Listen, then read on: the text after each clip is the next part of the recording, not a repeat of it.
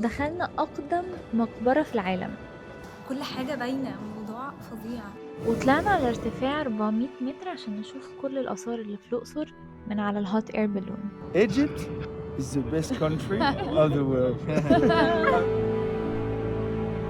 يومنا ابتدى الساعة 4 الفجر عشان نطلع على الهوت اير بالون.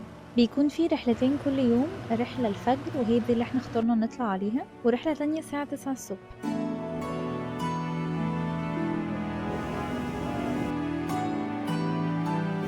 تجربة بجد وهمية، بالذات في الأقصر، لأن انتوا بتبقوا شايفين كل الآثار اللي بقالها آلاف السنين من وانتوا فوق على ارتفاع حوالي 400 متر. أول accomplishment في 2024 تخطيت الفير اوف هايت. وشكل كل الاير بالونز دي في السماء مع شروق الشمس بجد وهمي. سعر التجربة دي حوالي 2500 جنيه، وهحط لكم اسم الشركة اللي طلعت معاها في الديسكريبشن. مرحبا يا مرحبا، اهلا المصريين. الله يخليك. اول مره تطلع بالون؟ اول مرة خطيرة. دايما معنا. احنا الشركه دي اول شركه مصريه بالون، عمرها اكثر من 31 سنه. شركه هدى سليمان. صاحب الشركه عليه رحمه الله اول طيار مصري عربي بالون، كابتن محمد عز الدين. هو اللي مدربني ودرب اغلب الطيارين. ولما بتنزلوا بتاخدوا شهادة.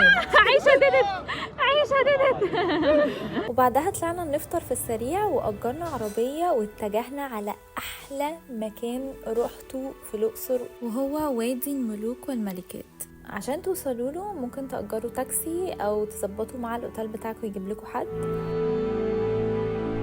في عصر الدولة الحديثة قرروا الملوك والملكات يدفنوا أمواتهم في أماكن بعيدة عن المدينة، ويخلوا المقابر بتاعتهم مش باينة زي الأهرامات وتكون تحت الأرض وفي وسط الصحراء، وده علشان يحموها من السرقة.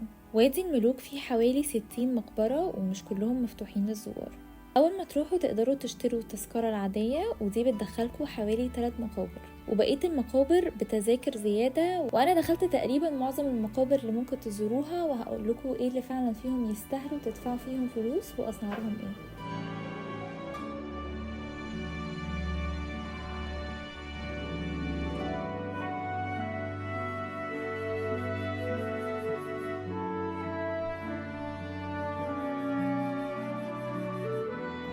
انا مش فاهمة ازاي الكولرز فيفيد كده، وهم عاملين الوان مختلفة، كل حاجة باينة، موضوع فظيع.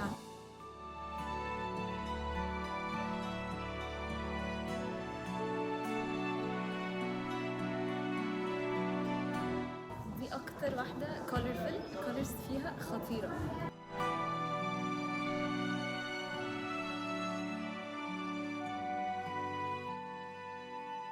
في حاجة لونها ابيض هناك، صح؟ هو ايه ده؟ بجد شايفاه والله. تتحرك بتقولي؟ والله مخيفة قوي. يلا نمشي. مفيش حاجه بتتحرك. يا ابني اهو والله العظيم في حاجة اهي. شايفها بس هي بتتهيألي. وبصراحة مش عارفة دي كان متهيألي ولا بجد، بس لو حد راح قبل كده وشاف حاجة زي دي بكتبولي في الكومنتس. واخر ديستنيشن عندنا كانت معبد حتشبسوت. المعبد بيتكون من 3 مستويات، وهياخد منكم شوية مجهود عشان تطلعوا لفوق. والمعبد بيرجع للملكة حتشبسوت، والسبب انها بنت المعبد ده عشان تخلد اسمها في التاريخ. ودي كانت احلى حاجات ممكن تعملوها في الاقصر، وما تنسوش تتفرجوا على رحلتي في اسوان. اشوفكم في المغامرة اللي جاية.